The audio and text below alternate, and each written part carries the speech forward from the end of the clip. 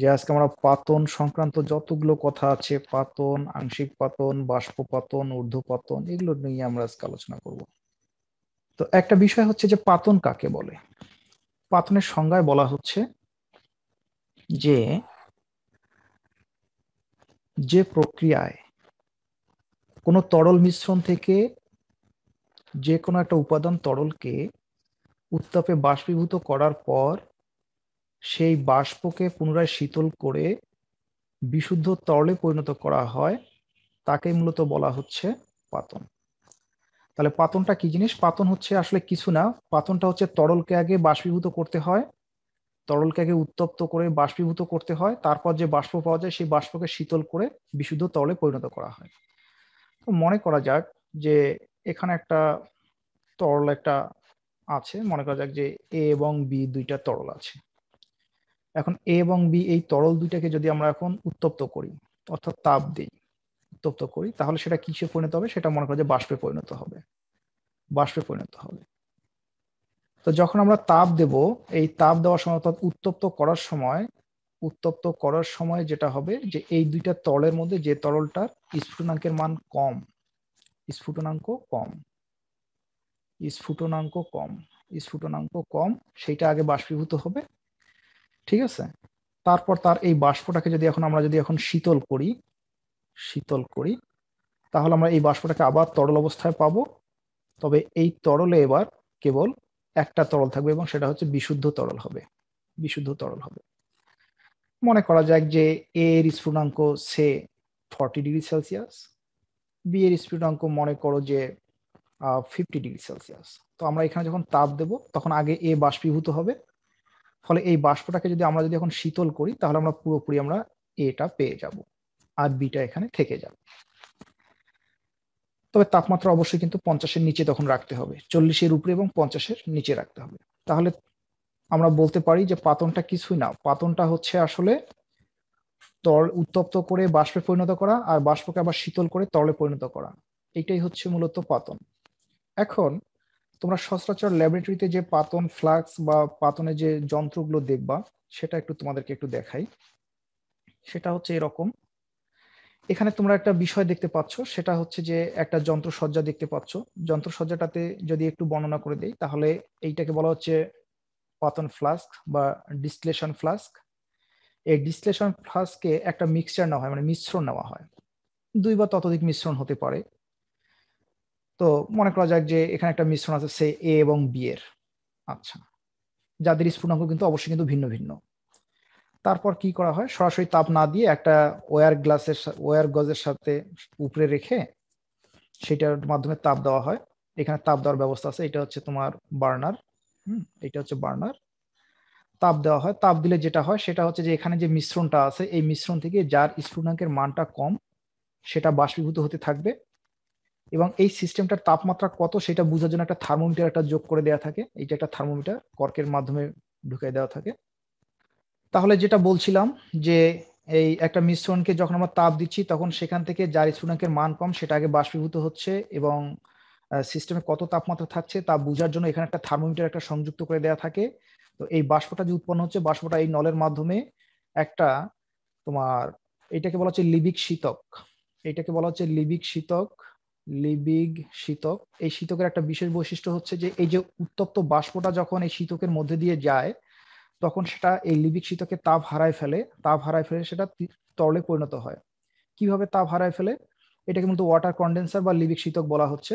তো এই দিক দিয়ে দেখো শীতল পানি প্রবাহ চালনা করা হয়, কোল্ড ওয়াটার এই দিক দিয়ে প্রবেশ করে দেওয়া হয় আর এই দিক দিয়ে হট ওয়াটার বের হয়ে যায়। তো পানিটা যখন এই দিক দিয়ে যখন বের হয়ে যায় তখন এই নলের ভিতর দিক দিয়ে, এটা কিন্তু নলটাকে পেঁচিয়ে চতুর্দিক থেকে আসে, ঠিক আছে? তো যখন এই শীতল পানিটা যখন এই রিভার্স কারেন্টে যখন চালনা হয়, অর্থাৎ যখন তোমার বিপরীত প্রবাহ যখন চালনা করা হয়, তার মানে হচ্ছে যে আমাদের বাষ্পটা আসতেছে এই দিক দিয়ে, হ্যাঁ, বাষ্পটা আসতেছে আমার উপর থেকে নিচের দিকে, আর আমরা পানিটা চালনা করতে কিন্তু নিচ থেকে উপরের দিকে। তো শীতল পানিটা তখন আমরা যখন আমরা নিচ থেকে উপর দিকে চালনা করি তখন এই পাইপের সাথে সংযুক্ত এই লিবিক শীতকের পানিতে পাইপের ভিতরে থাকা বাষ্প, এই নলের ভিতরে থাকা বাষ্প কি করে তার অতিরিক্ত তাপ হারায় ফেলে, সেটা তরলে পরিণত হয়। এভাবে দেখা যায় যে একটা পিওর একটা লিকুইড একটা পাওয়া যায়। এটা হচ্ছে মোটামুটি পরীক্ষা তো তারপরের স্লাইডটাতে দেখো আমরা আংশিক পাতনের মূলনীতি পড়বো। আংশিক পাতন কি? মনে করো যে এখানে একটা পাত্র আছে, এখানে একটা পাত্র আছে, এটা একটা পাত্র আছে। আচ্ছা, এইটা হচ্ছে তোমার তরল অবস্থা। এখানে উপাদানগুলো হচ্ছে এরকম যে এখানে মনে করা যাক যে দুইটা উপাদান আছে, একটা হচ্ছে এ আর একটা হচ্ছে বি। আমরা ধরে নিচ্ছি যে এ এর স্ফুটনাঙ্কের মান বি অপেক্ষা কম, অর্থাৎ বি এর স্ফুটনাঙ্কের মান এ অপেক্ষা বেশি। কথার কথা মনে করা যাক যে যেটা বললাম যে এটা মনে করো 40°C আর এটা মনে করা হচ্ছে যে 50°C। এখন যখন আমরা তাপ দিব তখন যেটা হবে সেটা হচ্ছে যে এই যার স্ফুটনাঙ্কের মানটা কম সেটা অধিক পরিমাণে কিন্তু বাষ্পে চলে যাবে। তারপর এই বাষ্পটাকে যদি আমরা শীতল করি তাহলে আমরা যে তরলটা পাবো এই তরলে দেখা যাবে যে এখানে এ এবং বি যে পরিমাণ ছিল এই তরলে তার চেয়ে এখানে তার সংযুক্তিটা একটু ভিন্ন হচ্ছে, অর্থাৎ এখানে এ এর সংযুক্তিটা একটু বেশি হবে। কথার কথা মনে করো যে এখানে আমরা প্রথম অবস্থায় 1:1 অনুপাতে এ নিয়েছিলাম, অর্থাৎ 50-50 পরিমাণ আমরা এ নিয়েছিলাম। প্রথমে তরলটাতে আমরা 50-50 পরিমাণ এ নিয়েছিলাম, নেওয়ার পর আমরা তাপ দিচ্ছি। তাপ দেওয়ার ফলে যেটা হবে, যেটার স্ফুটনাঙ্কের মানটা কম সেটা আগে বাষ্পীভূত হবে, ফলে এই বাষ্পে এ এবং বি এর সংযুক্তিগুলো ভিন্ন হবে। বাষ্পে এ এবং বি এর সংযুক্তিগুলো কেমন হবে? এ এর সংযুক্তিটা 50 অপেক্ষা বেশি হবে, বাষ্পে 50 অপেক্ষা বেশি হবে, কিন্তু বি এর সংযুক্তিটা বাষ্পে 50 অপেক্ষা কম হবে। ফলে আমরা এই বাষ্পটাকে যখন শীতল করার পরে যে আমরা তরলটা পাবো, এই তরলে আমাদের দেখা যাবে যে এর পরিমাণ গ্রেটার দ্যান 50 হচ্ছে আর বি এর পরিমাণ হচ্ছে লেস দ্যান 50 হচ্ছে। তো যদি মনে করা যাক যে এর পরিমাণ সে গ্রেটার দ্যান 50 বলতে মনে করা যায় যে 60 আমরা ধরে নেই যদি সংযুক্তি, আর বি এর পরিমাণ যদি আমরা 50 এর কম সে মনে করা 40 যদি ধরে নেই, তাহলে আমরা এই তরলটাতে দেখতে পাচ্ছি যে এও ছিল যতটুক বিও ছিল ততটুক, কিন্তু আমরা এই তরলটাতে দেখতে পাচ্ছি যে এর পরিমাণটা বাড়লো কিন্তু বি এর পরিমাণটা কিন্তু কমলো। আবার যখন আমরা তাপ দিলে আবার এই যে এখন এখানে যে বাষ্প পাবো, এই বাষ্পে দেখা যাবে যে এ এর পরিমাণ 60 অপেক্ষা বেশি হবে, অর্থাৎ গ্রেটার দ্যান 60 হবে, কিন্তু বি এর পরিমাণটা এই বাষ্পের মধ্যে লেস দ্যান 40 হবে। তখন এই বাষ্পটাকে যদি আমরা এখন শীতল করি, শীতল করলে আমরা যে অবস্থাটা পাবো সেটা হচ্ছে এবার যে আমরা তরলটা পাবো, এই তরলে দেখা যাবে যে এ এর পরিমাণটা 60-র চেয়ে বেশি হবে, সে এটা মনে করো যে কথার কথা 90, আর বি এর পরিমাণটা 40-র চেয়ে কম হবে, সে এটা মনে করা হচ্ছে 10। তারপর এই তরলটাকে যদি আমরা উত্তপ্ত করি, তাহলে যেটা হবে এখানে যে বাষ্প পাওয়া যাবে এই বাষ্পে কিন্তু এ এর পরিমাণ গ্রেটার দ্যান 90 হবে আর বি এর পরিমাণ কিন্তু লেস দ্যান 10 হবে। তো এক সময় দেখা যাবে যে এই বাষ্পটাকে যদি আমরা শীতল করি তাহলে যেটা হবে এখানে যে আমরা তরলটা পাবো এই তরলে মোটামুটি এ এর পরিমাণ প্রায় 100-র মতো থাকবে আর বি এর পরিমাণ কোনো থাকবে না। তার মানে দেখা গেল যে এইখানে যে আমরা যে তরলটা যে পেলাম এই তরলে পুরোপুরি এখন এ আছে, অর্থাৎ 100 ভাগ এ আছে। তাহলে বিষয়টা কি হচ্ছে যে আংশিক পতনের সংজ্ঞায় বলা হচ্ছে যে কোনো তরল মিশ্রণ এটা কিন্তু হচ্ছে তরল মিশ্রণ। তাহলে আংশিক পতন প্রক্রিয়াটা মূলত চালনা করা হয় কোনো তরল মিশ্রণে উপাদান তরলগুলোর স্ফুটনাঙ্কের উপর ভিত্তি করে তাদেরকে অংশ অংশ করে পৃথক করার নামই হচ্ছে আংশিক পাতন। যে উপাদানটার স্ফুটনাঙ্কের মান কম সেটা অধিক উদ্দায়ী হয়। স্ফুটনাঙ্কের মান কম, এই একটা কথা কিন্তু মনে রাখতে হবে যে স্ফুটনাঙ্ক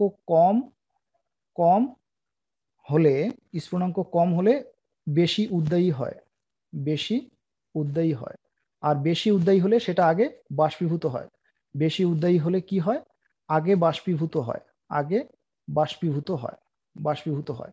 তাহলে এখানে যে আমরা ধরে নিলাম যে এ এবং বি এই দুইটি উপাদানের মধ্যে এ এর স্ফুটনাঙ্কের মান কম, ফলে এ অধিক উদ্দায়ী হওয়ার ফলে যখন আমরা তাপ প্রয়োগ করব তখন দেখা যাবে যে আগে বাষ্পে বেশি পরিমাণে এ থাকবে। তো এইটাই হচ্ছে মূলত আংশিক পাতন। আংশিক পাতনের মূলনীতিটা যদি একটু বলি তাহলে এভাবে বলা যায়, এই ছবিটা দেখেই আমরা বলতে পারি। কেউ একজন মেসেজ করছে, একটু দেখি কি মেসেজ করছে। স্যার এই ক্লাসগুলো তো এভরিডে রেকর্ড করা হয়, অন্য কোথাও কি আপনার ক্লাস পাওয়া যাবে? হ্যাঁ, অবশ্যই পাওয়া যাবে। আমার একটা ইউটিউব চ্যানেল আছে, ইউটিউব চ্যানেলটা আছে সিরাজ স্যার কেমিস্ট্রি নামে আছে। ওইখানে তোমরা সাবস্ক্রাইব করলে এই ইয়েগুলো আপডেট পেয়ে যাবা।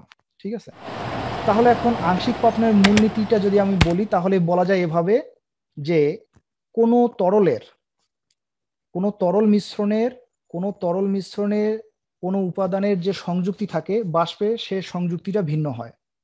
যেমনটা দেখো, আমরা দেখতে পাচ্ছি যে এইখানে যদি আমরা একটু চিন্তা করি, তাহলে একটা বিষয় দেখতে পারবো যে এই তরল মিশ্রণটাতে এদের সংযুক্তি হচ্ছে 50-50। সংযুক্তি মানে হচ্ছে যে কোন অনুপাতে আছে আর কি, এ কি পরিমাণ আছে, বি কি পরিমাণ আছে সেটা। তাহলে এই তরলে দেখা যাচ্ছে যে এদের সংযুক্তি হচ্ছে 50-50, অথচ এদের বাষ্পে কিন্তু দেখা যাচ্ছে যে এ এর পরিমাণটা বেশি, বি এর পরিমাণটা কম। তার মানে হচ্ছে বাষ্পে সে এগুলো কিন্তু ধরে নেওয়া যে এ হচ্ছে 60 পরিমাণ, বি হচ্ছে 40 পরিমাণ। তার মানে হচ্ছে যে আংশিক পাতনের মূলনীতিতে বলা যায় যে একটা তরল মিশ্রণে উপাদানগুলো যে সংযুক্তি অনুসারে থাকে, ওই তরলটার বাষ্পে উপাদানগুলোর সংযুক্তি ভিন্ন হয়। এটা হচ্ছে প্রথম কথা। অর্থাৎ তরলে যে সংযুক্তি থাকে বাষ্পে সে সংযুক্তি ভিন্ন হবে, তারপরের কথাটা হচ্ছে, 2 নম্বর কথা হচ্ছে, এখন সাধারণত এই তরল মিশ্রণের যে উপাদানের স্ফুটনাঙ্কের মান কম বা যেটা বেশি উদ্দায়ী, সেইটা বাষ্পে বেশি পরিমাণে থাকবে। এটা হচ্ছে 2 নম্বর কথা। তাহলে প্রথম কথা হচ্ছে যে একটা তরল মিশ্রণে উপাদানগুলোর সংযুক্তি তরলে যেটা হয় বাষ্পে তার চেয়ে ভিন্ন হয়। এক্ষেত্রে যে উপাদানটার উদ্দায়িতা বেশি সেইটা বাষ্পে অধিক পরিমাণে থাকে। ফলে উক্ত বাষ্পকে যখন শীতল করে তরলে পরিণত করা হয়, এই প্রাপ্ত তরলে এ এর পরিমাণটা বি অপেক্ষা বেশি হয়ে যায়। যেমন দেখো, এখানে 60 হয়েছে, এখানে বি কিন্তু 40 আছে। এরূপ তরলকে পুনরায় যদি তাপ দিয়ে যদি ওই ঘটনা পুনরাবৃত্তি করা হয়, তাহলে ক্রমান্বয়ে বাষ্পে অধিক উদ্দায়ী তরলটার পরিমাণ বাড়তে থাকে। বাড়তে বাড়তে এমন একটা সময় আসে যখন প্রাপ্ত তরলে পুরোপুরি এ থাকে। এইটাই হচ্ছে আংশিক পতনের মূলনীতি। আচ্ছা, আশা করা যায় সবাই বুঝতে পারছো। তাহলে আমাদেরকে এখানে 2টা কথা মনে রাখতে হবে। এক, যে উপাদানটার উৎস্ফুটনাঙ্ক কম হবে সেটা বেশি মাত্রায় উদ্দায়ী হবে, যেটা বেশি মাত্রায় উদ্দায়ী হবে সেটা তরলে যে পরিমাণ থাকবে বাষ্পে তার চেয়ে বেশি থাকবে। ফলে এই ঘটনাটার পুনরাবৃত্তি করতে গেলে করতে করতে একসময় দেখা যাবে যে অধিক উদ্দায়ী উপাদানটা কম উদ্দায়ী উপাদান থেকে আলাদা হয়ে যাবে। এটা একটা কথা। এখন আংশিক পতনের কিছু সুবিধা অসুবিধার কথা বলি। আংশিক পতনের সুবিধা অসুবিধাগুলো হচ্ছে এরকম যে যদি 2টা তরল, সে এ এবং বি এর একটা মিশ্রণ, এই তরল মিশ্রণে এ এবং বি এর স্ফুটনাঙ্কের পার্থক্য, স্ফুটনাঙ্কের ডিফারেন্সটা যদি 2 ডিগ্রি সেলসিয়াসের কম হয় বা যদি 40 ডিগ্রি সেলসিয়াসের যদি বেশি হয়, তাহলে এই প্রক্রিয়াটা সার্থকতার সাথে প্রয়োগ করা যায় না। এটা একটা সমস্যা। দ্বিতীয় সমস্যা হচ্ছে যে এইভাবে যদি আমরা বারবার যদি বাষ্পীভূত করতে থাকি, উত্তপ্ত করতে থাকি, উত্তপ্ত করতে থাকি, তাহলে কি হবে? অনেক সময় দেখা যায় বাষ্পগুলো বাইরে চলে যেতে পারে। বাষ্প বাইরে চলে যাওয়ার মানে অবশ্যই কোনো একটা উপাদান বাইরে চলে যাওয়া। এমনকি আবার বাষ্প আবার দেখা যাচ্ছে পাত্রের গায়ে লেগে থাকতে পারে। তো এইভাবে দেখা যাচ্ছে যে উপাদানগুলো কিন্তু আমরা যে পরিমাণ এখানে উপাদান থাকবে, সে এখানে মনে করা যাক যদি 5 গ্রাম থাকে এ, 5 গ্রাম থাকে বি, তাহলে ফাইনালি এখানে এ 5 গ্রাম না পেয়ে দেখা গেল যে 4.5 গ্রাম পেলাম। তার মানে কি হয়েছে, 0.5 গ্রাম পরিমাণ কিন্তু আমরা হারাই ফেলছি। তো এই সমস্যাটা দূর করার জন্য, দ্বিতীয় সমস্যাটা দূর করার জন্য যে কাজটা করতে হয় সেটা হচ্ছে যে কতগুলো কলাম ব্যবহার করা হয়। কলামগুলো কি আমি তোমাদেরকে পরবর্তী একটা ছবিতে দেখাবো। তার আগে এখানে কিছু টার্ম ব্যবহার করছি, স্ফুটনাঙ্ক, উদ্দায়িতা। এই ঘটনাগুলো আমি একটু লেখচিত্রের সাহায্যে আংশিক পতনটা কিভাবে ব্যাখ্যা করা যায় সেইটা একটু দেখাবো। তোমরা একটু মনোযোগ সহকারে দেখো, খুব সহজ। আচ্ছা, স্ফুটনাঙ্ক কাকে বলে? স্ফুটনাঙ্ক বলা হচ্ছে যে অবস্থায় কোনো তরলের উপস্থিত বাষ্পচাপ বায়ুমণ্ডলীয় চাপের সমান হয়, সেই তাপমাত্রাকে কিন্তু বলা হচ্ছে স্ফুটনাঙ্ক। তাহলে স্ফুটনাঙ্ক কি জিনিস? এখানে একটা উপাদান আছে, মনে করা যাক যে এ একটা উপাদান, এই উপাদানটার আর আর উপরে যে বাষ্পচাপ অর্থাৎ বায়ুমণ্ডলীয় চাপ সাধারণত আমরা কত ধরি? 1 অ্যাটমসফিয়ার ধরি, তাই না? বায়ুমণ্ডলীয় চাপ তো মনে করা যাক যে 1 অ্যাটমসফিয়ার বা সে 760 মিলিমিটার পারদ। এখন কোনোভাবে এই তরলটার এই উপাদানটার তরলটার উপস্থিত যে বাষ্প আছে, এই বাষ্পগুলোর বাষ্পচাপ যদি এই 1 অ্যাটমসফিয়ার হয়, তখন এই উপাদানটা কিন্তু কি ফুটতে থাকে। এই জন্য এই তাপমাত্রাকে বলা হচ্ছে স্ফুটনাঙ্ক, অর্থাৎ যে তাপমাত্রায় কোনো তরলের উপস্থিত বাষ্পচাপ বায়ুমণ্ডলীয় চাপের সমান হয় সেই তাপমাত্রাটাকে তার স্ফুটনাঙ্ক বলা হয়। তাহলে স্ফুটনাঙ্ক হচ্ছে আসলে একটা তাপমাত্রা। কোন রকমের তাপমাত্রা? যে তাপমাত্রায় কোনো তরলের উপরে যে বাষ্পচাপটা থাকে এই বাষ্পচাপটা বায়ুমণ্ডলীয় চাপের সমান হয়ে যায়। আচ্ছা, এখন আমরা একটা লেখ চিত্র দেখি। লেখ চিত্রটা হচ্ছে এরকম যে এখানে দেখো সাইক্লোহেক্সেনের একটা লেখ চিত্র দেখানো হয়েছে। এটা হচ্ছে 700 মিলিমিটার পারদ, এটা 600, আর তাহলে আমরা ধরে নিই যে এটা হচ্ছে আমাদের 760 মিলিমিটার পারদ। তো যদি এইটা যদি আমাদের 760 মিলিমিটার পারদ হয় তাহলে আমরা একটা বিষয় দেখতে পাচ্ছি যে সাইক্লোহেক্সেনের ক্ষেত্রে এই অবস্থায় এসে কিন্তু 760 মিলিমিটার পারদ হয়েছে, আর এই অক্ষ বরাবর এক্স অক্ষ বরাবর তাপমাত্রাকে আলেখিত করা হয়েছে, আর ওয়াই অক্ষ বরাবর তার বাষ্পচাপকে আলেখিত করা হয়েছে। করে দেখা যাচ্ছে যে 81 ডিগ্রি সেলসিয়াস তাপমাত্রায় সাইক্লোহেক্সেনের বাষ্পচাপটা বায়ুমণ্ডলীয় চাপের সমান হয়েছে। তাহলে আমরা বলতে পারি সাইক্লোহেক্সেনের স্ফুটনাঙ্কের মান হচ্ছে 81 ডিগ্রি সেলসিয়াস, মানে বয়লিং পয়েন্টটা হচ্ছে 81 ডিগ্রি সেলসিয়াস। এটা একটা কথা, এটা একটা অ্যাজাম্পশন। আর দ্বিতীয় কথাটা হচ্ছে আমরা যদি এই লেকটা যদি খেয়াল করি তাহলে দেখব তাপমাত্রা যতই বাড়াচ্ছি আমাদের লেকটা কিন্তু ঊর্ধ্বমুখী হচ্ছে। তাপমাত্রা যতই বাড়াচ্ছি আমাদের লেকটা ঊর্ধ্বমুখী হচ্ছে। এর অর্থ হচ্ছে যে তাপমাত্রা বাড়ানোর সাথে সাথে বাষ্পচাপের মান কিন্তু বেড়ে যাচ্ছে। তাপমাত্রা বাড়ানোর সাথে সাথে বাষ্পচাপের মানটা বেড়ে যাচ্ছে। তাহলে এটা কথা বলা যায় যে তাপমাত্রা বাড়লে কোনো তরলের উপরে যে বাষ্প থাকে তার চাপ বেড়ে যায়। এটা একটা ছবি। আমরা আর একটা ছবি একটু দেখি পাশে। এটা হচ্ছে টলুইনের ক্ষেত্রে ঘটনা একই রকম, জাস্ট এখানেও মনে করো 760 মিলিমিটার পারদ।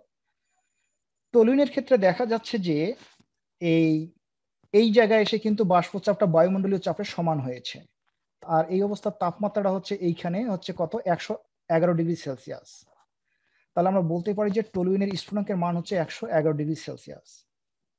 এখন এই দুইটা ছবির মধ্যে যদি আমি একটা তুলনা করে তোমাদেরকে দেখাই তাহলে একটা বিষয় দেখাবো। যেমনটা দেখো 80 ডিগ্রি সেলসিয়াস তাপমাত্রায় মানটা হচ্ছে এখানে, অর্থাৎ বাষ্পচাপটা হচ্ছে 300। তাহলে 80 ডিগ্রি সেলসিয়াস তাপমাত্রায় টলুইনের বাষ্পচাপের মানটা হচ্ছে 300 মিলিমিটার পারদ অ্যাট কতটাতে 80 ডিগ্রি সেলসিয়াস তাপমাত্রায়।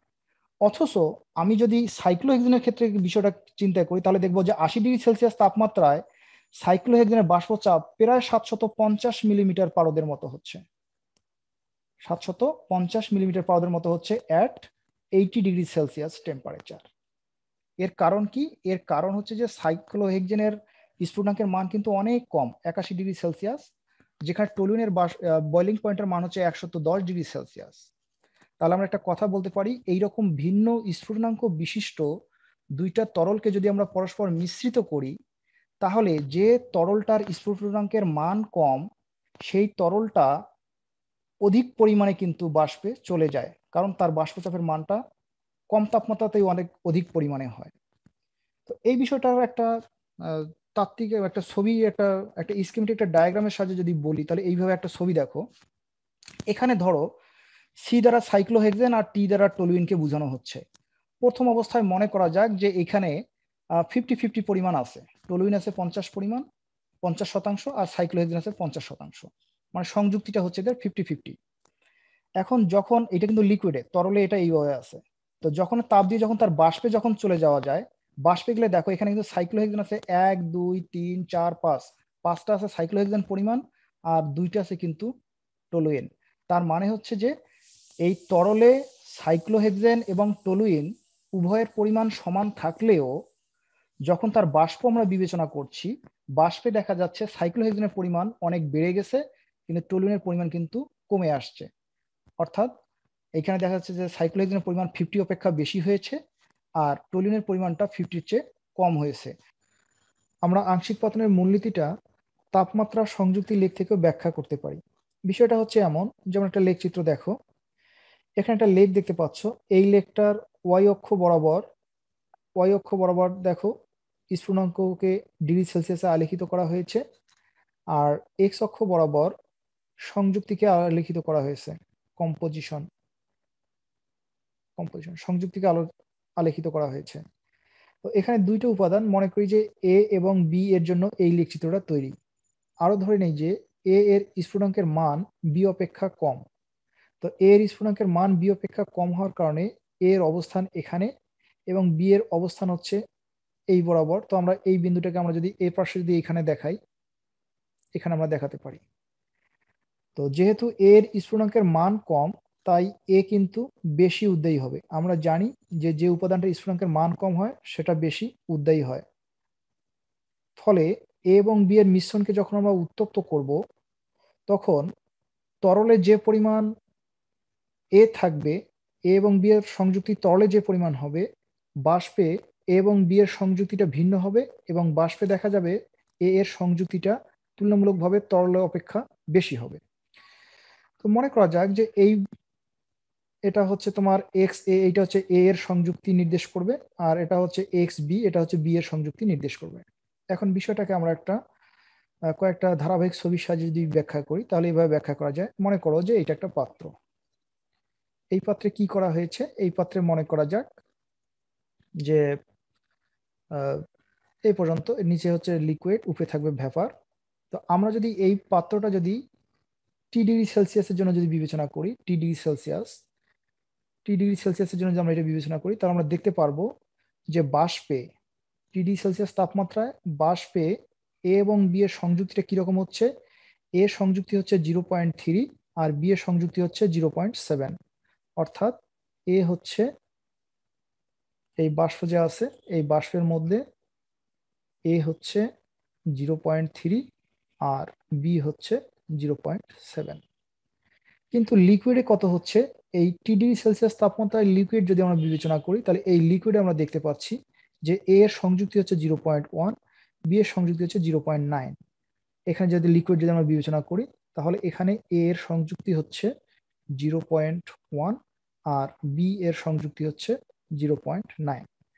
তাহলে এই ছবিটা থেকে আমরা একটা বিষয় দেখতে পাচ্ছি যে টি ডিগ্রি সেলসিয়াস তাপমাত্রায় তরলে লিকুইডে এ এবং বি এর সংযুক্তি ছিল যথাক্রমে 0.1 এবং 0.9। কিন্তু টি ডিগ্রি সেলসিয়াস তাপমাত্রার বাষ্পে যদি আমরা খেয়াল করি, তাহলে এই বাষ্পে আমরা দেখতে পাচ্ছি যে এ এর সংযুক্তি কিন্তু তরল অপেক্ষা কিন্তু বেশি। তরলে ছিল 0.1, বাষ্পে হচ্ছে 0.3। এবং বি এর সংযুক্তি যদি আমরা খেয়াল করি, তাহলে দেখতে পারবো যে টি ডিগ্রি সেলসিয়াস তাপমাত্রায় তরলে বি এর সংযুক্তি যা ছিল, বাষ্পে কিন্তু তার সংযুক্তি কিন্তু কমে গেছে।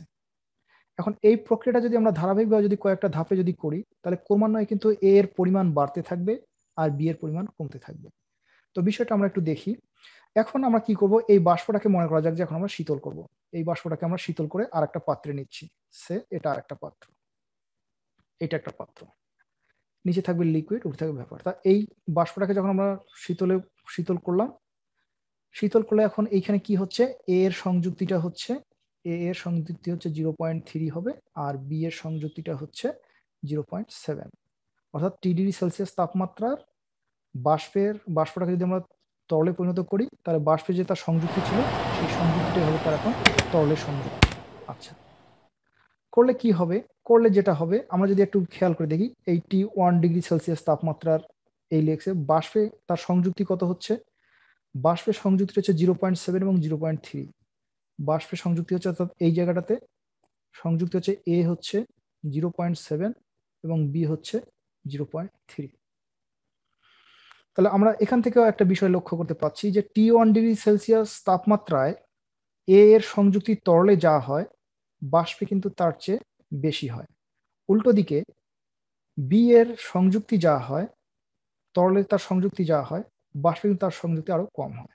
তাহলে আমরা বলতে পারছি এভাবে, যখন আমরা তাপমাত্রা পরিবর্তন করছি, তখন একটা বিষয় দেখা যাচ্ছে যে এ এর সংযুক্তিটা কিন্তু ধীরে ধীরে কিন্তু বাড়ছে আর বি এর সংযুক্তি কিন্তু ধীরে ধীরে কিন্তু বাষ্পে কমছে। এখন এই বাষ্পটাকে যদি আমরা আবার যদি তরলে যদি পরিণত করি, মনে করা যাক যে এটা আমাদের আর একটা পাত্র, তাহলে এটা একটা যদি আমরা বিবেচনা করি, তাহলে এটা আমাদের লিকুইড, এটা হচ্ছে ভ্যাপার। এই লিকুইডের মধ্যে কি আছে? এই লিকুইডের মধ্যে এই সংযুক্তির তরলটা থাকবে, অর্থাৎ এ এর পরিমাণ হবে 0.7 এবং বি এর পরিমাণটা হবে 0.3।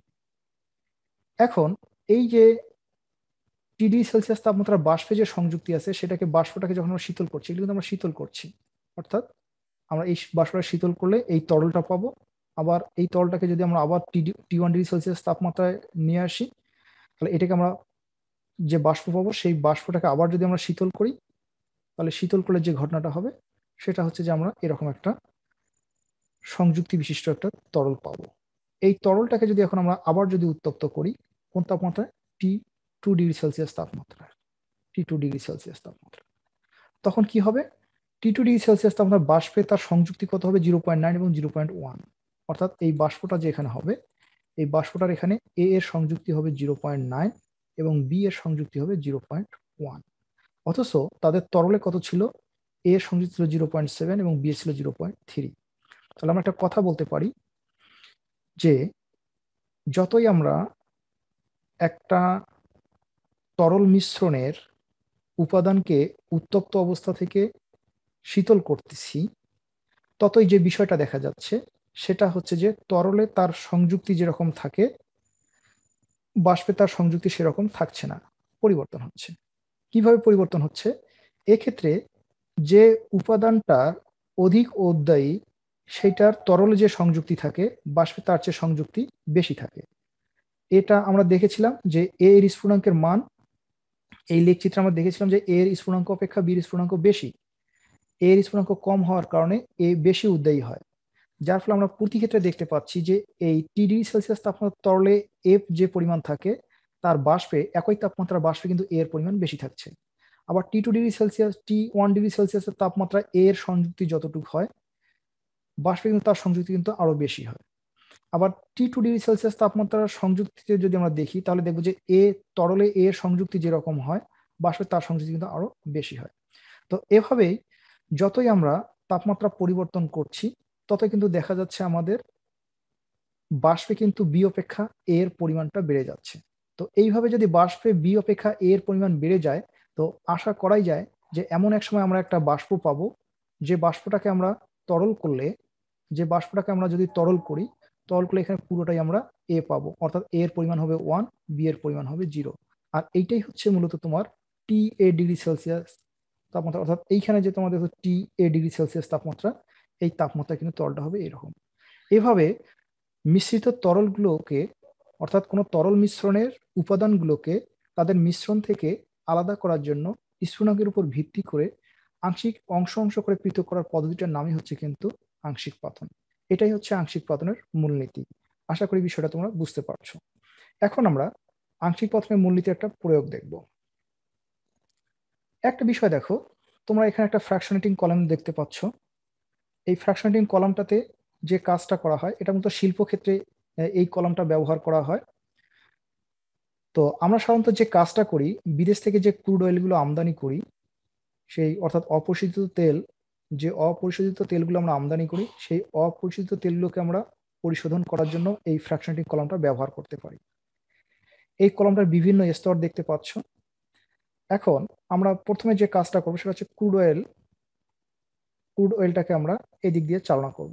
ক্রুড অয়েল তরল পদার্থ, এইটাকে যখন আমরা এদিক দিয়ে চালনা করব তখন এটা এই ক্রুড বয়লারের মধ্যে দিয়ে যাবে। এখানে তাপ দেওয়ার ব্যবস্থা থাকে, এখানে তাপ প্রয়োগের ব্যবস্থা থাকে, তাপ দেওয়ার ব্যবস্থা। তাপ দিলে হবে কি, এই তরল ক্রুড অয়েলটা বাষ্পীভূত হয়ে ফ্র্যাকশনেটিং কলামের ভিতরে প্রবেশ করবে। এখন ফ্র্যাকশনেটিং কলামের ভিতরে যে প্রবেশ করার সময় এদের বৈশিষ্ট্যের উপর ভিত্তি করে এই ক্রুড অয়েলের মধ্যে যে উপাদানগুলো ছিল, মূলত C1 থেকে শুরু করে C70 উপর পর্যন্ত যে হাইড্রোকার্বনগুলো ছিল, এই হাইড্রোকার্বনগুলো আলাদা হয়ে যাবে। কিভাবে আলাদা হবে দেখো, এইরকম এই ক্রুড অয়েলকে যখন ফ্র্যাকশনিক কলামের ভিতরে যখন প্রবেশ করে দেওয়া হচ্ছে বাষ্পীভূত করে, তখন এই বাষ্পগুলোর মধ্যে যে উপাদানটার ক্রুড অয়েলের বিদ্যমান যে উপাদানটার বা যে হাইড্রোকার্বনের বয়লিং পয়েন্ট অনেক কম হবে, যেগুলো দেখতে হালকা বর্ণের হবে বা যেগুলোকে সহজে জ্বালানো যায় বা যেগুলোর সান্দ্রতা কম হবে, ভিসকোসিটি মানে হচ্ছে সান্দ্রতা যাদের কম হয় সেগুলো কি করে, সেই বাষ্পগুলো দ্রুত উপরের দিকে উঠতে থাকে। অন্যদিকে যে হাইড্রোকার্বনগুলোর স্ফুটনাঙ্কের মান অনেক বেশি থাকে, যেগুলো দেখতে অনেক গাঢ় বর্ণের হয়, যেগুলোকে সহজে জ্বালানো যায় না এবং যেগুলো অনেক উঁচু সান্দ্রতা বিশিষ্ট হয়, সেগুলো আর উপরে উঠতে পারে না, সেগুলো নিচেই অবস্থান করে। তাহলে একটা বিষয় দেখা যাচ্ছে যে এই ক্রুড অয়েলে যে বিভিন্ন সংখ্যক কার্বন সংখ্যার যে হাইড্রোকার্বনগুলো ছিল সেই হাইড্রোকার্বনগুলোর মধ্যে থেকে যেগুলোতে কার্বন সংখ্যা কম সে হাইড্রোকার্বনগুলো ক্রমান্বয়ে উপরের দিকে উঠছে, আর যেগুলোর ক্ষেত্রে যে হাইড্রোকার্বনগুলোর ক্ষেত্রে কার্বন সংখ্যা অনেক বেশি সেগুলো কিন্তু নিচের দিকে অবস্থান করছে। তো আমরা যদি একটু পাশে দেখি তাহলে আমরা দেখতে পারবো যে সবার উপরে অবস্থান করতেছে C1 থেকে C4 এর গ্যাস। C1 বলতে মিথেন, এইভাবে C4 পর্যন্ত অর্থাৎ বিউটেন পর্যন্ত, মিথেন, ইথেন, প্রোপেন, বিউটেন, এই গ্যাসগুলোকে সবার উপরে পাওয়া যাবে এবং এই গ্যাসগুলোকে সিলিন্ডারজাত করে এলপিজি গ্যাস বা লিকুইফাইড পেট্রোলিয়াম গ্যাসে পরিণত করা হয়। এটার ব্যবহার তোমরা জানো, এগুলো ব্যবহারগুলো পাশে দেওয়া আছে। এরপর দেখা যাচ্ছে যে এই C4 এর চেয়ে বেশি কার্বন, যেমন C1 থেকে C9 পর্যন্ত, এগুলো হচ্ছে ন্যাপথা বা তোমার হালকা গ্যাস বলা চলে। অর্থাৎ এই গ্যাসটা যে পরিমাণ গ্যাস হবে তার চেয়ে এই গ্যাসটা একটু ভারী হবে, অর্থাৎ ন্যাপথা একটু ভারী হবে বা হালকা তেল তেল জাতীয় আর কি হচ্ছে। C1 থেকে C9 এই উপাদানগুলো কি হবে তারপরে অবস্থান করছে। আমরা বলতেই পারি C1 থেকে C4 বিশিষ্ট হাইড্রোকার্বনগুলোর স্ফুটনাঙ্কের মান যা হবে, অবশ্যই তোমার C4 এর পরবর্তী C5 থেকে C9 পর্যন্ত হাইড্রোকার্বনের স্ফুটনাঙ্কের মান তার চেয়ে বেশি হবে। তো যার স্ফুটনাঙ্কের মান কম হবে সে সবার উপরে অবস্থান করবে। স্ফুটনাঙ্ক কম, স্ফুটনাঙ্ক কম, স্ফুটনাঙ্ক কম, স্ফুটনাঙ্ক কম হলে কি হবে? উদ্দায়ী বেশি হবে, উদ্দায়ী বেশি হবে, যার ফলে এটা সবার উপরে অবস্থান করবে। এইভাবে যত স্ফুটনাঙ্কের মান বাড়তে থাকবে ততই কিন্তু হাইড্রোকার্বনগুলো নিচে অবস্থান করতে থাকবে। যেমন C1 থেকে C4 এর স্ফুটনাঙ্কের মান হচ্ছে 20°C, এটা সবার উপরে অবস্থান করতেছে। তারপর C4 এর পরবর্তী C5 থেকে C9 এটা হচ্ছে 70°C, সেটা তার নিচে অবস্থান করতেছে। C5 থেকে C10 এগুলো হচ্ছে গ্যাসোলিন, যেমন মনে হচ্ছে পেট্রোল, এগুলো তার নিচে অবস্থান করতেছে। এইভাবে যতই কার্বন সংখ্যা বৃদ্ধি পাচ্ছে বা স্ফুটনাঙ্কের মান বাড়তেছে সেটা তত কিন্তু নিচের দিকে অবস্থান করতেছে। এভাবে যতই বাড়ছে তত নিচের দিকে অবস্থান করছে এবং সবার শেষে দেখা যাচ্ছে যে সকল হাইড্রোকার্বনের ক্ষেত্রে কার্বন সংখ্যা 70-এর বেশি তারা বিটুমিন অ্যাসফাল্ট, অর্থাৎ রাস্তায় যে আমরা পিচ ঢালার যে কাজ করি সেই পিচ ঢালার ক্ষেত্রে যে পিচ ব্যবহার করা হয় সেগুলো কিন্তু বিটুমিন অ্যাসফাল্ট, এগুলো সবার নিচে অবস্থান করে। এইভাবে দেখা যাচ্ছে যে এই ক্রুড অয়েলে C1 থেকে C70 পর্যন্ত যে বিভিন্ন কার্বন সংখ্যার যে হাইড্রোকার্বনগুলো থাকে সেই হাইড্রোকার্বনগুলো তাদের স্ফুটনাঙ্কের উপর ভিত্তি করে কতগুলো স্তরে স্তরে অবস্থান করতেছে এবং সেই সকল স্তর থেকে যখন তাদেরকে আলাদা করা হচ্ছে তখন এই মিশ্রিত অর্থাৎ ক্রুড অয়েল অর্থাৎ অপরিশোধিত তেলটা নির্দিষ্ট কতগুলো জ্বালানিতে পরিণত হচ্ছে বা পরিশোধিত হয়ে যাচ্ছে। এইভাবে কিন্তু আংশিক পাতন প্রয়োগ করা হয় শিল্পের ক্ষেত্রে, অর্থাৎ পেট্রোলিয়াম শিল্পে আংশিক পাতনটার যথেষ্ট প্রয়োগ আছে। এরপরে আমরা আরেকটা বিষয় দেখি, আরেক ধরনের পাতন আছে, সেটা হচ্ছে তোমার বাষ্পপাতন। তো বাষ্পপাতন কাকে বলে তার কেতাবি সংজ্ঞাটা এখানে দেয়া আছে। বলা হচ্ছে যে পৃথকীকরণ পদ্ধতিতে পানি বাষ্পের সহায়তা নিয়ে, কার সহায়তা নিয়ে? পানি বাষ্পের সহায়তা নিয়ে পানিতে অদ্রবণীয় আবার বাষ্পে আবার অবিয়োজিত থাকে এমন কোনো উদ্দায়ী যদি কোনো যৌগ থাকে, সাধারণত জৈব যৌগ হয়, সেই উদ্দায়ী যৌগকে তার অপদ্রব্য থেকে আলাদা করার যে পদ্ধতি সেটাকে মূলত বলা হচ্ছে বাষ্পপাতন। তো সংজ্ঞাটাকে যদি আমরা একটু সোজাসুজি যদি বলি তাহলে বলা যায় যে পানি বাষ্প ব্যবহার করে, হ্যাঁ, পানিতে অদ্রবণীয় এবং অবিয়োজিত থাকে এমন কোনো যৌগকে তার অপদ্রব্য মিশ্রণ থেকে আলাদা করার পদ্ধতিটাই হচ্ছে মূলত বাষ্পপাতন। তো বাষ্পপাতন সকল যৌগের ক্ষেত্রে প্রয়োগ করা যায় না। বাষ্পপাতন যে সকল যৌগের জন্য প্রয়োগ করা যাবে, যে যৌগ মিশ্রণের জন্য প্রয়োগ করা যাবে তাদের কিছু শর্ত থাকতে হয়। একটা হচ্ছে যে উপাদানটাকে বাষ্পপাতনের সাহায্যে পৃথক করা হবে সেই উপাদানটাকে অবশ্যই পানিতে অদ্রবণীয় হতে হবে, পানিতে অদ্রবণীয় হতে হবে। এখন পানিতে যদি অদ্রবণীয় হয়, আমরা জানি যে পানি হচ্ছে পোলার পদার্থ, পানি হচ্ছে পোলার পদার্থ। এখন পানিতে যদি অদ্রবণীয় হতে হয় তাহলে তাকে অবশ্যই অপোলার হতে হবে। এখন অপোলার যদি হয় তাহলে তাকে কিরকম হতে হবে? তাকে সাধারণত জৈব যৌগ জাতীয় যৌগগুলো হবে।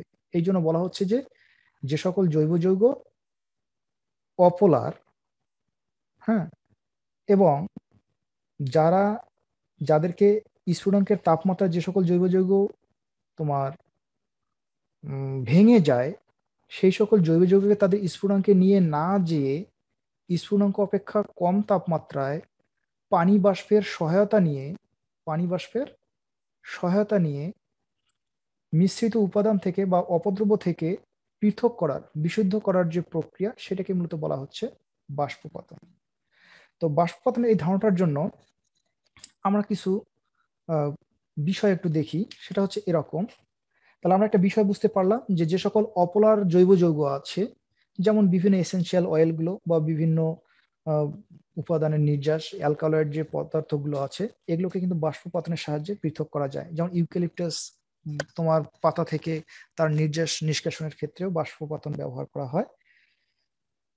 তো বাষ্পপাতনের ক্ষেত্রে একটা বিষয় হচ্ছে যে কতগুলো জৈব যৌগ আছে, যে ওই জৈব যৌগগুলোকে যদি তাদের স্ফুটনাঙ্কে নিয়ে আসা হয় তাহলে জৈব যৌগগুলো উচ্চ তাপমাত্রায় ভেঙে যায়। তো মনে করা যাক যে আমরা ধরে নিচ্ছি যে এখানে একটা মিশ্রণ আছে, এখানে মিশ্রণটা হচ্ছে এ এবং বি এর মিশ্রণ। আমরা ধরে নিচ্ছি যে এ থেকে আমরা বি কে পৃথক করব। এখন এ এর স্ফুটনাঙ্কের মান হচ্ছে সে 700 ডিগ্রি সেলসিয়াস, আর বি এর মনে করো যে হচ্ছে 800 ডিগ্রি সেলসিয়াস, এগুলো ধরে নেওয়া হলো। এখন আমরা যদি এই পাত্রের মধ্যে যদি তাপমাত্রা যদি প্রয়োগ করি বা তাপ প্রয়োগ করি তাহলে দেখা যাবে যে 700 ডিগ্রি সেলসিয়াস তাপমাত্রায় আগে এ কিন্তু বাষ্পীভূত হবে। তারপর এই বাষ্পটাকে যদি আমরা শীতল করতাম তাহলে কিন্তু আমরা তার নির্যাস পেতে পারতাম। কিন্তু সমস্যা হচ্ছে আলাদা, সেটা হচ্ছে যে এই এ যৌগটা যদি 700 ডিগ্রি সেলসিয়াস তাপমাত্রা যদি বিয়োজিত হয়, ভেঙে যায়, বা তার গুণাগুণ বা বৈশিষ্ট্য যদি নষ্ট হয়ে যায়, তাহলে তো 700 ডিগ্রি সেলসিয়াস তাপমাত্রা প্রয়োগ করে তাকে বাষ্পে পরিণত করা যাবে না। তাহলে যদি তার স্ফুটনকে আবার নিয়ে যাওয়া না হয় তাহলে তো সেটা আবার বাষ্পীভূতও হবে না। তাহলে কিভাবে তাহলে তাকে পৃথক করা যাবে? তখন তাকে করা হবে কি, তার চেয়ে কম তাপমাত্রায় আগে নিয়ে আসতে হবে। সে মনে করো যে 500 ডিগ্রি সেলসিয়াস তাপমাত্রায় নিয়ে আসা হলো। এখন 500 ডিগ্রি সেলসিয়াস তাপমাত্রা যদি এখানে দেওয়া হয় তাহলে এ তো আবার বাষ্পীভূত হবে না, বা এ এর বাষ্পচাপ কিন্তু বায়ুমণ্ডলীয় চাপের সমান হবে না। আমরা কিন্তু জানি যে স্ফুটনাঙ্ক হচ্ছে যে যখন কোনো তরলের উপস্থিত বাষ্পচাপ বায়ুমণ্ডলীয় চাপের সমান হয় যে তাপমাত্রায়, সেই তাপমাত্রাটাকে স্ফুটনাঙ্ক বলা হয়।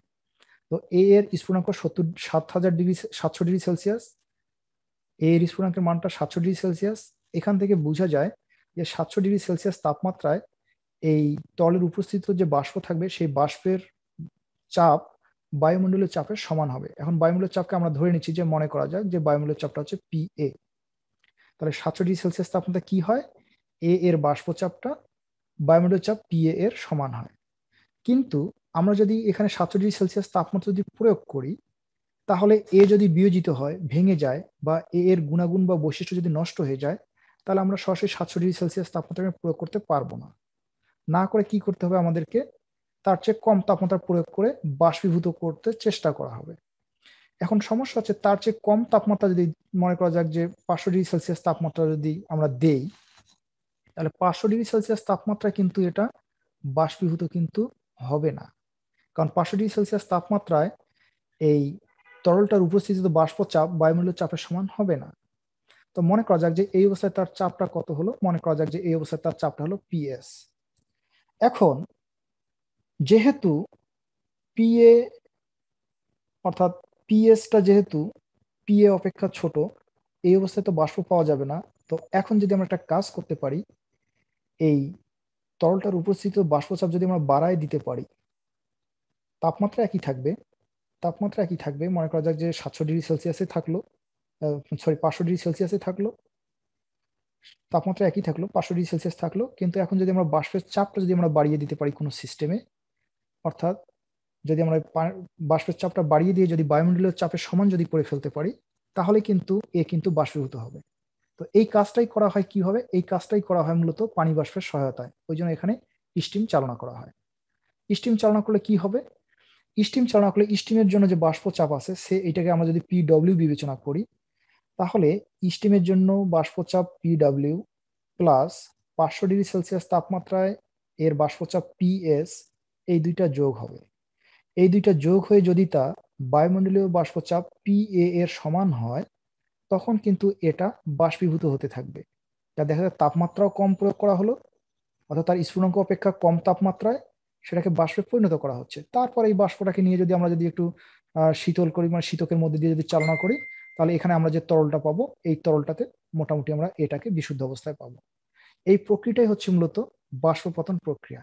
তো আমরা একটা ছবি দেখি, ছবিটা হচ্ছে এরকম একটা ছবি, দেখো।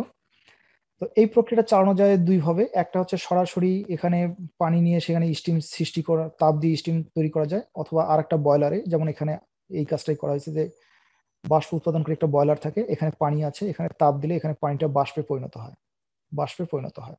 এই পানিটা বাষ্পে পরিণত হয়ে এই নলের মধ্যে দিয়ে এখানে প্রবেশ করে। তো যে উপাদানটাকে আমরা পৃথক করব, বা যে নির্যাসটা আমরা পৃথক করব, বা যে তোমার এসেন্সিয়াল অয়েলগুলোকে আমরা পৃথক করব, সেই এসেন্সিয়াল অয়েলের উপাদানগুলোকে আমরা আগে পানিতে আগে ভালোভাবে আগে মিশিয়ে আগে সিদ্ধ করে নেব। অন্ততপক্ষে তার স্ফুটনাঙ্ক অপেক্ষা কম তাপমাত্রা আমরা সিদ্ধ করে নেব। সিদ্ধ করে নিলে যেটা হবে, এখান থেকে নির্যাসগুলো দ্রবণের মধ্যে চলে আসবে। আচ্ছা, অন্যদিকে আমরা সরাসরি পানি থেকে বাষ্প তৈরি করে, অথবা এভাবে পাশে একটা বাষ্প উৎপাদনকারী বয়লার থেকে বাষ্প উৎপাদন করে আমরা বাষ্প চালনা করি। তো এই উপাদানটা এখানে যেটা থাকবে, তার স্ফুটনাঙ্ক অপেক্ষা কম তাপমাত্রায় এর যে বাষ্পচাপ থাকবে PS, তার সাথে এখানে যে আমরা স্টিম চালনা করছি তার বাষ্পচাপ যদি হয় PW, তাহলে এই PS এবং PW যোগ করে যখন সেটা এর উপস্থিত বায়ুচাপ PA এর সমান হবে, তখন এইটা কিন্তু ফুটতে থাকবে। এইটা যখন ফুটতে থাকবে, এই ফুটে তখন এইদিকে অয়েলযুক্ত বাষ্প চলে আসবে। এই অয়েলযুক্ত বাষ্পটাকে একটা ওয়াটার কন্ডেন্সারের মধ্যে দিয়ে চালনা করতে হবে। অর্থাৎ আমরা একটা শীতকের মধ্যে দিয়ে যদি চালনা করি, শীতকের মধ্যে দিয়ে বলতে কিরকম, এই যে মাঝখানে যে নীল যে অংশটা দেখতে পাচ্ছ, এটা কিন্তু হচ্ছে এই বাষ্প পরিবহনকারী তোমার নল। এই নলটাকে ঘিরে চতুর্দিকে তোমার পানি থাকে। পানির মধ্যে একদিক থেকে শীতল পানি প্রবেশ করে দেওয়া হয়, এদিক থেকে, আর এদিক দিয়ে তপ্ত পানি বের হয়ে যায়। তো যখন বাষ্প এই ভিতরে নীল নলের মধ্যে দিয়ে যখন প্রবাহিত হয়, তখন তার অতিরিক্ত তাপ ভিতরের পানিতে ছেড়ে দেয়, ছেড়ে দিয়ে সেটা শীতলে পরিণত হয়। এই শীতল পানিটা ফলে এই বাষ্পটা যখন শীতল হয়ে যায়, তখন সেটা তরলে পরিণত হয়। এই তরলটাকে আলাদা করলে কিন্তু আমরা এসেনশিয়াল তেলটা পেয়ে যাই। তো এই তরলের সাথে যদি কিছু পানি চলে আসে, কারণ যেহেতু স্টিম এখানে চালনা করা হচ্ছে, স্টিম বাষ্প চালনা করলে এই তরলের সাথে, অর্থাৎ এসেনশিয়াল তেলের সাথে কিছু পানি আসতে পারে। আমরা জানি যে পানি অপেক্ষা তেলগুলো হালকা, তাই পানিগুলো নিচের দিকে থাকে এবং তেলগুলো উপর দিকে ভেসে থাকে। তো আমরা নিচ দিক থেকে পানিকে বের করে নেওয়ার একটা ব্যবস্থা রাখা হয়, আর উপর দিকে থেকে তেলটাকে আমরা পৃথক করে নিতে পারি। এভাবে এসেনশিয়াল অয়েল বা বাষ্পোৎপাদনের সাহায্যে বিভিন্ন যে ন্যাচারাল প্রোডাক্টস গুলো আছে, সেই ন্যাচারাল প্রোডাক্টস গুলোকে কিন্তু আলাদা করা যায়। তো আশা করি তোমরা বুঝতে পারছো। তোমাদের সবাইকে অনেক অনেক ধন্যবাদ। আজকের মধ্যে এখানে শেষ করছি। আল্লাহ হাফেজ।